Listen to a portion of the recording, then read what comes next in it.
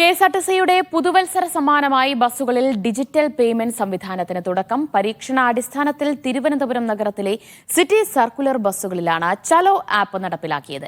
വിജയകരമായാൽ എല്ലാ ബസ്സുകളിലും ഇത് കൊണ്ടുവരും. തിരുവനന്തപുരത്ത് നിന്നും RB സനൂപ് തയ്യാറാക്കിയ റിപ്പോർട്ട് കാണാം.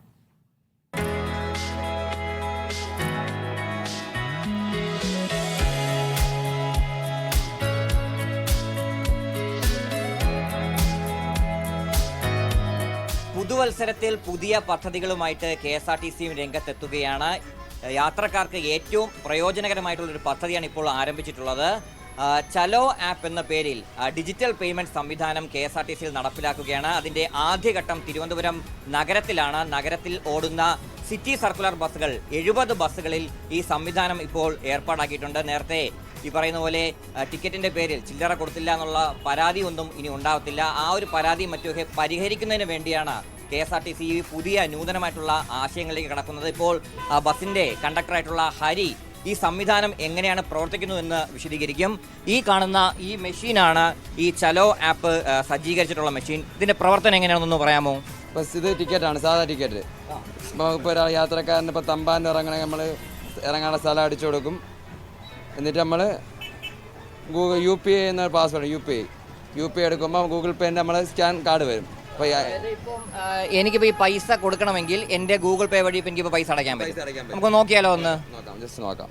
ഇപ്പം ഗൂഗിൾ പേ എടുക്കുകയാണ്. ആ ഗൂഗിൾ പേ കൂടി ഈ പൈസ എങ്ങനെ അടയ്ക്കാൻ പറ്റും നോക്കാം.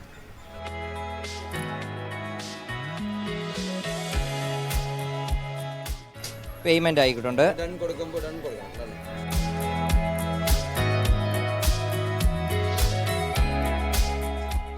UPI ticket payment UPI ticket കയറി വന്നിട്ടുണ്ട്. അപ്പോൾ ഇപ്പോൾ നിലവിൽ 70 ബസ്സുകളിലാണ് ഈ സംവിധാനം ഒരുക്കിയിട്ടുള്ളത്.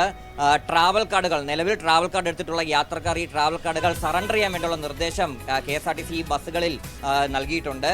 അതിനുശേഷം പുതിയ കാർഡുകൾ നൽകും. അതായത് ആ കാർഡുകൾ ഈ പറയുന്ന ചലോ ആപ്പ് സംവിധാനത്തിൽ കാർഡുകൾ നമ്മൾ ഓൺലൈനിലാണ്, അല്ലാതെ യാത്രക്കാർ നേരിട്ടല്ല, ഓൺലൈൻ സർവീസാണ്. അപ്പോൾ നമ്മൾ അഡ്രസ്സ് കറക്റ്റ് ചെയ്ത് കൊടുക്കുമ്പോൾ അവർക്ക് പുതിയ കാർഡ് ഓൺലൈനായിട്ട് വരും.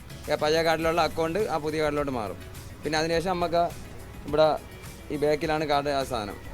അത് കഴിഞ്ഞ് പിന്നെ ഇതുണ്ട്, ATM ഉണ്ട്, ATM സെറ്റപ്പും ഉണ്ട്. അതും ഇതാരും ആക്റ്റീവ് ആയിട്ടില്ല. അപ്പോൾ ഏകദേശം നിമിഷത്തിന് ആക്റ്റീവ് ആവുന്നതാണ്.